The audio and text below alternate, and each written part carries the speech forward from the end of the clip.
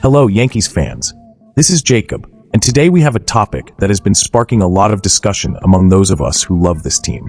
Is the Yankees bullpen ready for the season? Or could the lack of a left-handed reliever be a serious issue?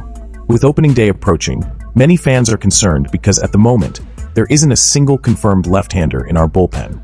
And to make things even more complicated, an option that could have been available is now off the market. Could the Yankees be missing out on key opportunities?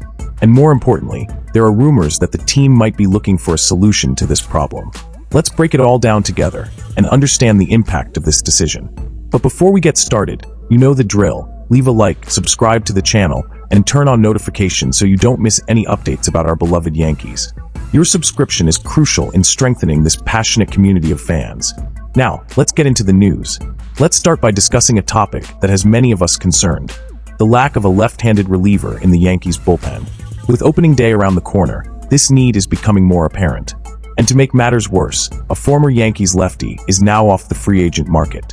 Yes, I'm talking about Tim Mayza, who signed a one-year deal with the Pittsburgh Pirates on Monday. Mayza, who appeared in 15 games for the Yankees last season, did not receive a contract renewal offer from the team in November, making him a free agent. The Yankees had signed him to a minor league deal in July after he was released by the Toronto Blue Jays. During his time in the Bronx, the 33-year-old lefty posted a 4.00 ERA and a 1.17 WHIP, allowing 8 runs over 18 innings pitched. While his numbers weren't spectacular, they showed that he could have been a viable option for the bullpen. Mayza has had a solid career, spending 7 seasons with the Blue Jays organization, which drafted him in 2013. He holds a 20-9 record with a 3.88 ERA over 301.2 career innings. Now, he joins a young Pirates bullpen that already includes 2 other left-handed relievers, Joey Wentz and Caleb Ferguson, another former Yankee. At 33 years old, Mayza will be the most experienced reliever in the group. Meanwhile, the Yankees still don't have a single lefty in the bullpen. This situation has many fans worried, especially with the season about to start. On Monday, Pat Ragazzo of Yankees on SI tweeted that the team is interested in a potential deal with left-handed reliever Tim Hill. Hill, who has already proven his value with other teams, could be a key piece to balancing the bullpen. So what do you think? Should the Yankees have kept Mayza? Or is Tim Hill the solution we've been looking for? Are there other options on the market that could help the team? Drop your thoughts in the comments, and let's discuss. It's important to remember that while Mayza was an affordable and experienced option, the Yankees chose not to renew his contract in November. Now, with the free agent market shrinking, the team needs to act quickly to secure a reliable left-hander before opening day. And you, as a fan, what would you do? Should the Yankees invest in a left-handed reliever now, or rely on internal options? Is there a young talent in the system who could surprise everyone? Now let's talk about something that's been shaking up the baseball world, and of course, pulling at the hearts of all of us Yankees fans. You already know that the team is always looking for reinforcements to strengthen the roster, right? But what if I told you there's a real possibility of adding a top-tier pitcher to our rotation? I'm talking about Dylan Cease of the San Diego Padres. What do you think of this idea? Recently, fan-sided MLB analyst Thomas Carinani suggested a trade that could bring Cease to the Yankees. The proposed deal would send pitcher Clarke Schmidt and 2 young prospects from our farm system, Everson Pereira and Jorbit Vivas, to the Padres. It sounds like an intriguing offer, but is it worth it? Let's break it down together because this decision could impact the future of our team. Dylan Cease, who is in the final year of his contract with the Padres, avoided arbitration by signing a $13.75 million deal for 2024.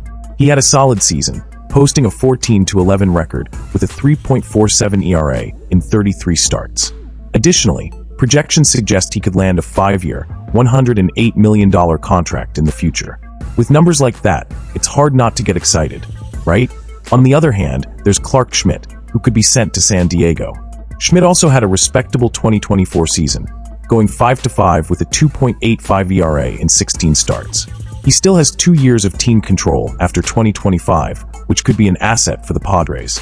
As for Everson Pereira, our number 10 prospect, he showed promise in AAA, hitting .265 with 10 home runs and 27 RBIs. And Jorbit Vivas, the number 17 prospect, is ready to compete for a spot on the major league roster.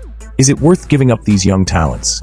Carinanti believes that since Cease is in the final year of his contract and seems determined to test free agency, the Padres won't get a massive return for him.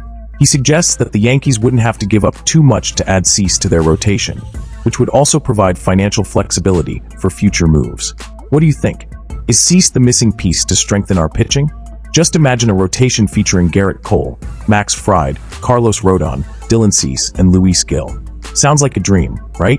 But what about Marcus Stroman? He would likely be traded in this scenario. Is now the right time for that change?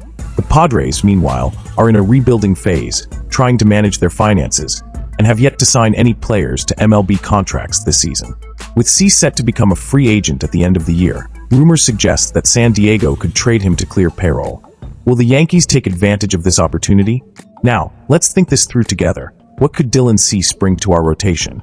He's a talented pitcher with strong numbers. 14 wins, 11 losses, and a 3.47 ERA in 2024. Plus, since he's in the final year of his contract, the Yankees could have him for one season without committing to a long-term deal. That sounds tempting, especially when considering how it could boost our pitching staff for a potential title run. But is it worth giving up young talents like Clarke Schmidt, Everson Pereira, and Jorbit Vivas? Take Schmidt, for example. He had a solid 2024 season with a 2.85 ERA in 16 starts. He still has 2 years of team control after 2025, which could be valuable for the team's future. Everson Pereira, our number 10 prospect, showed promise in AAA, and Jorbit Vivas, our number 17 prospect, is ready to fight for a major league roster spot. Should we trade these promising young players for a pitcher who might only be a short-term solution? On the other hand, adding Cease could significantly strengthen our rotation. Imagine a pitching staff with Gerrit Cole, Max Fried, Carlos Rodon, Dylan Cease, and Luis Gil. Sounds like a dream, right? But what about Marcus Stroman? He would likely be moved in this scenario. Is now the right time for that change? I also think it's important to consider the financial aspect. Cease is in the final year of his contract and is expected to seek a long-term deal in free agency. If the Yankees trade for him, they would have financial flexibility for future moves. But is the cost of giving up young talent worth that flexibility? At the end of the day, this decision depends on how the Yankees front office views the team's future. If the priority is to win now, adding Cease might make sense. But if the goal is to build a strong foundation for the coming years, keeping our young talent and exploring other options might be the smarter move. What do you think? Should the Yankees trade Schmidt, Pereira, and Vivas for Cease? Or should we hold on to our young talent and look for other options?